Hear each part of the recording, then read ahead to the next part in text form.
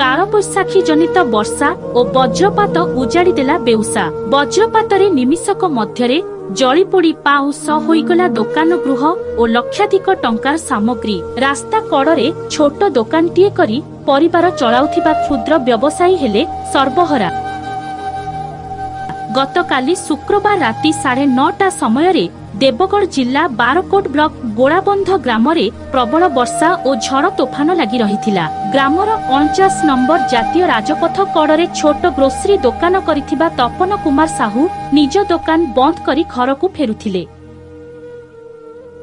एही समय तपनक दुकान उपरे एक वज्रपात हेबारु दुकानटी जली जाइथिला। स्थानीय लोके अग्निशम विभाग को ए संक्रांतरे तुरंत खबर देइथिले। अग्निशम विभाग घटनास्थल को पहुंची निया को आयत्त करिथिले। मात्र सेतिकी बेलकु दुकानटी संपूर्ण जली जाइथिबा बेले दुकान रे थिबा प्राय 2 लाख टंकार सामग्री जली पोड़ी पाउस होई जाइथिला। सौभाग्यर विषय हेला मात्र अल्प किछि समय पूर्वरु दुकान मालिक दुकान बंद करी घर को फेरुथिबारु से एही दुर्घटनारु अल्प के बर्ती जाइथिले।